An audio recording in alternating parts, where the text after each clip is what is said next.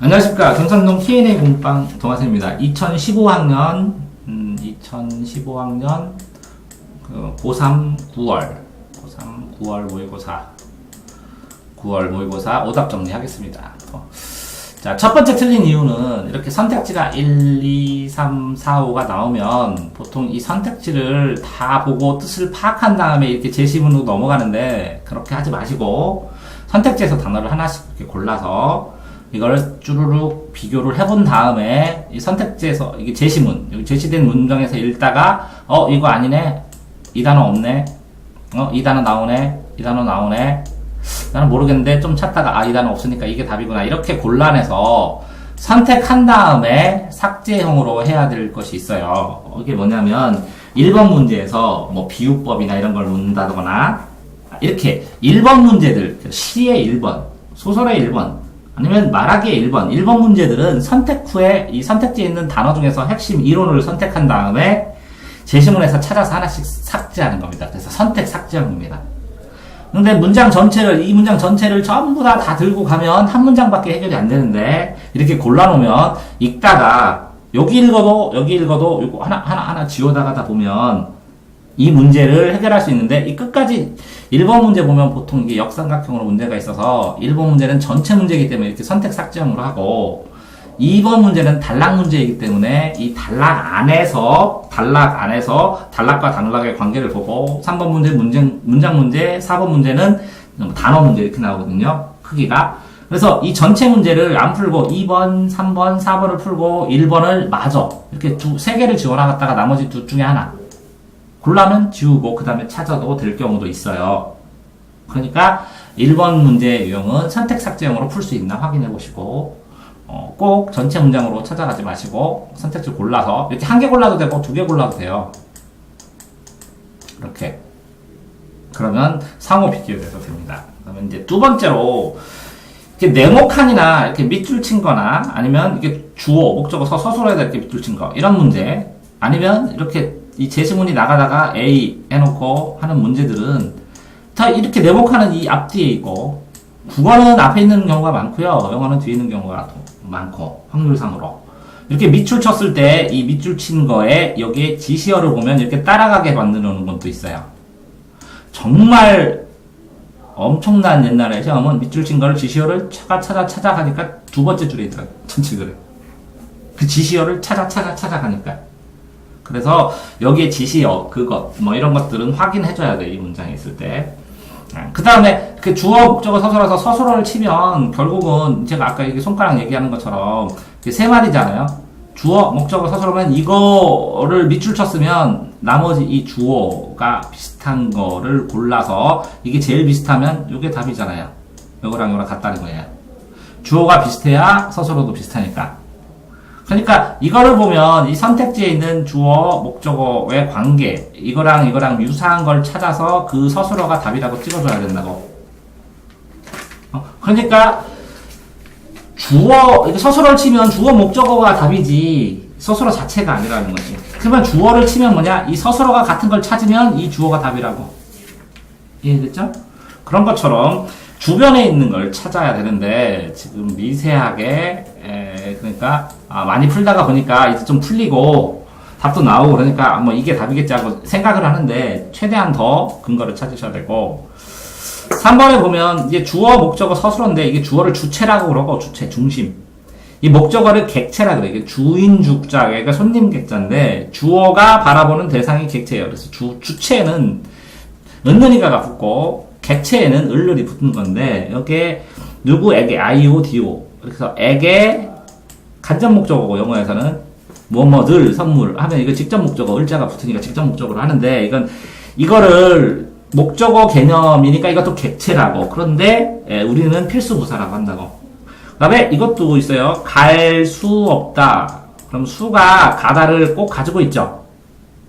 부전전 명사에서 이걸 필수 관형사라고 그래요. 수는 어떤 거에 대한 명사, 방법, 까닭 이런 거가 될 수 있는데 이렇게 불완전 명사를 꾸며주니까 관형사죠. 근데 불완전 명사는 명사가 꼭 필요하죠. 그래서 이걸 필수 관형사라고 나온 적이 있다고 작년에 필수자 붙은 거에서 참고로 알아두세요. 나올 수도 있으니까. 됐죠?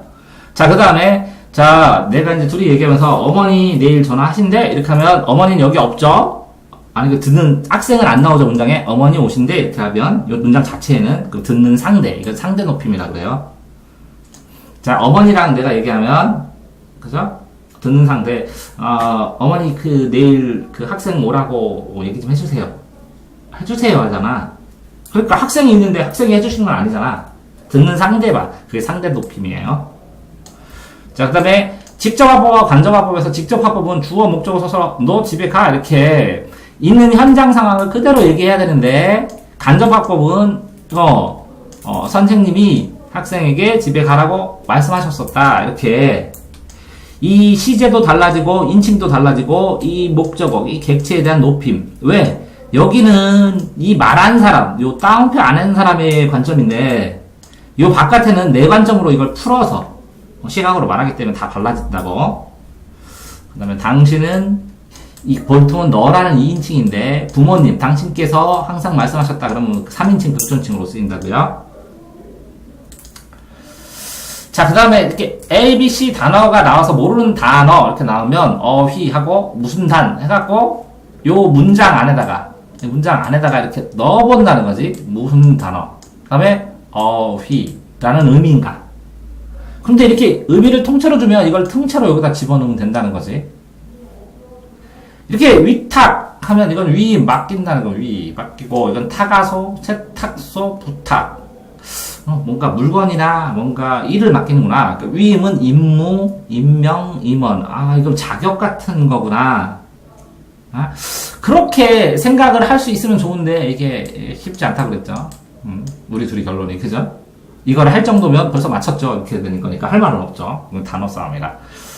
자, 그 다음에 고전소설은 이건 뭐 아까 A 하면 앞뒤 읽는 건데 고전소설은 이렇게 인물에 따라서 네모 인물, 세모 인물, 동그라미 인물로 먼저 묶은 다음에 요 사이를 보면 되잖아요. 요 사이를 읽어요. 실제로. 그 다음에 이거 묶어놔요. 다음에 읽게. 또 네모, 세모, 동그라미 이렇게. 그러면 이게 15개도 안 된다고. 그래서 네모가 쭉 나오고 세모가 쭉 나와. 그러면 이 희곡 같은 거 풀 때 이 동그라미 나오고 동그라미 나오고 동그라미면 동그라미만 쭉 인물을 읽고 세모 읽고 그러면 캐릭터가 정확하게 잡히거든. 근데 얘는 이렇게 땡땡 쳐놓으니까 찾기가 쉬운데 고전문화는 이렇게 숨겨놨어. 여기다 감정도 숨겨놨고 이유도 숨겨놨고 그래서 말하는 까닭도 설명하고 이 안에 있는 말은 되게 어려워. 근데 그 말이 대충 무슨 뜻인지만 알면 되지 그 단어 가지고 시험 낸 적은 한 번도 없다는 거지. 그 단어가 곤란해가지고. 근데 애들은 이걸 굉장히 막 심각하게 봐. 나는 거의 안 보는데. 문제 푸는 거지 지금 공부하는 게 아니거든.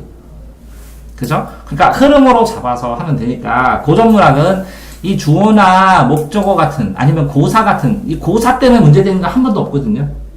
주공이 말하기를 뭐가 말하기를 그러면 그런 사람이 있구나 이렇게 해버리는 것이거든요. 제일 중요한 게 서술어라고. 슬펐다, 통곡했다, 뭐 했다, 이렇게 했다, 말했다, 억울했다 하고 설명된 서술어를 중심으로 보면서 이 흐름을 잡으면 빨리 풀 수 있다.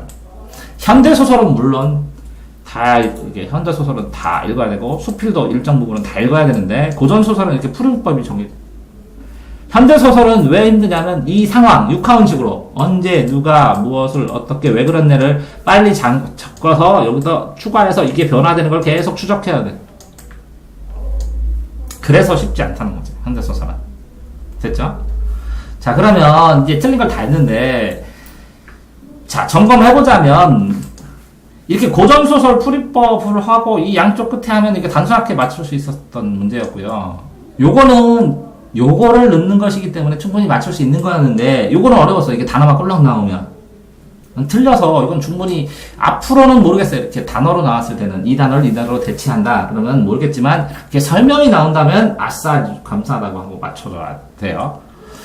자, 그 다음에, 이렇게 되었을 때는 이제 기본적인 문법 문제인데, 이게 기본적인 문법, 한번 카페에서 찾아가지고, 한 번 더 읽어주셔야 돼요. 거의 지금 시험 보기 전에 그러니까 문법 이렇게 써 있는 걸 어쨌든 봤으니까 빨리도 볼 수 있거든요.